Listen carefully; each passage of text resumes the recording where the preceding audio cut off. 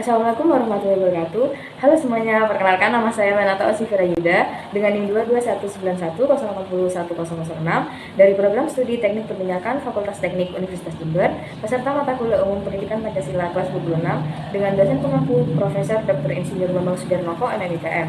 Pada video kali ini saya akan menjelaskan tentang sistem etika di sekitar lingkungan saya. Sebelum mengulik lebih jauh, mari kita ketahui apa sih etika itu, kenapa perlu adanya etika, dan apa hubungannya dengan Pancasila. Etika adalah suatu hal yang berkaitan dengan kebiasaan hidup yang baik, tata cara hidup yang baik, baik pada diri seseorang maupun masyarakat. Kebiasaan hidup yang baik ini dianut dan diwariskan dari suatu generasi ke generasi yang lain. Dalam artian ini, etika sama maknanya dengan moral. Menurut sastra prateja, moralitas atau etika adalah keseluruhan perilaku manusia dengan norma dan prinsip-prinsip yang mengaturnya. Kenapa perlu adanya etika? Etika mengatur perilaku manusia secara filsafat moral yang merupakan kajian kritis tentang baik dan buruk dengan etiket yang mengacu kepada cara yang tepat yang diharapkan serta ditentukan dalam suatu komunitas tertentu. Lalu, apa hubungannya dengan Pancasila? Pancasila yang merupakan way of life bangsa Indonesia, etika juga merupakan struktur pemikiran yang disusun untuk memberikan tuntunan atau panduan kepada setiap warga negara Indonesia dalam bersikap dan bertingkah laku. Pancasila sebagai sistem etika dimaksudkan untuk mengembangkan dimensi moralitas dalam diri setiap individu sehingga memiliki kemampuan menampilkan sikap spiritualitas dalam kehidupan bermasyarakat, berbangsa, dan bernegara. Penyimpangan Pancasila sebagai sistem etika memiliki contoh, yaitu antara lain yang pertama adalah banyaknya kasus korupsi yang melanda negara Indonesia sehingga dapat melemahkan sendi-sendi kehidupan berbangsa dan bernegara.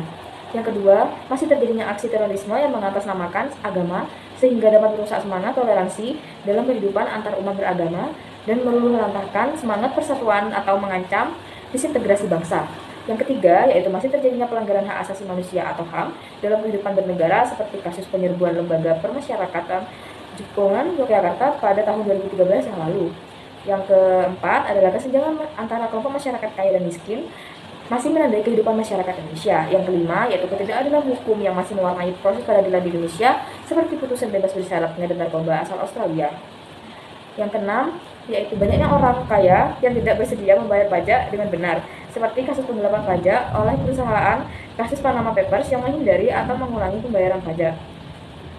Selanjutnya, yaitu penerapan Pancasila yang baik dan sesuai. Sila pertama yaitu ketuhanan yang Maha Esa. Contohnya, manusia Indonesia percaya dan takwa kepada Tuhan Yang Maha Esa sesuai dengan agama dan kepercayaan masing-masing menurut dasar kemanusiaan yang adil dan beradab. Contoh berikutnya yaitu hormat menghormati dan bekerja sama antar pemeluk agama dan para penganut kepercayaan berbeda-beda sehingga tercipta kerukunan hidup. Selanjutnya, sila kedua yaitu kemanusiaan yang adil dan beradab. Contohnya yaitu mengakui persamaan derajat, persamaan hak, dan persamaan kewajiban asasi antar sesama manusia sesuai dengan harkat dan martabatnya sebagai makhluk Tuhan Yang Maha Esa. Contoh selanjutnya yaitu bangsa Indonesia merasa dirinya sebagian dari seluruh umat manusia, oleh karena itu dikembangkan sikap hormat menghormati dan bekerja sama dengan bangsa lain. Selanjutnya yaitu sila ketiga, persatuan Indonesia. Contohnya adalah menempatkan kesatuan kepentingan, keselamatan bangsa dan bernegara di atas kepentingan pribadi atau golongan. Contoh selanjutnya yaitu memajukan pergaulan demi persatuan dan kesatuan bangsa yang berbineka tunggal ika. Sila keempat yaitu kerakyatan yang dipimpin oleh hikmat kebijaksanaan dalam permusyawaratan atau perwakilan, memiliki contoh yaitu sebagai warga negara dan warga masyarakat mempunyai kedudukan, hak, dan kewajiban yang sama dengan mengutamakan kepentingan negara dan masyarakat.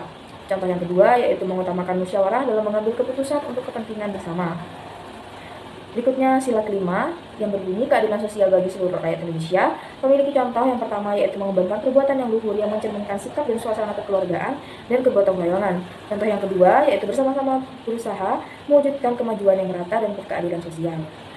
Semua hal yang sudah saya sebutkan adalah beberapa contoh penyimpangan dan penerapan etika sesuai Pancasila. Pentingnya Pancasila sebagai sistem etika bagi bangsa Indonesia ialah menjadi rambu normatif untuk mengatur perilaku kehidupan bermasyarakat, berbangsa, dan bernegara di Indonesia. Dengan demikian, pelanggaran dalam kehidupan bernegara seperti korupsi atau penyalahgunaan kekuasaan dapat diminimalkan. Baik, mungkin itu saja yang dapat saya sampaikan. Mohon maaf apabila terdapat banyak salah kata. Terima kasih, saya pamit undur diri. Sampai jumpa. Wassalamualaikum warahmatullahi wabarakatuh.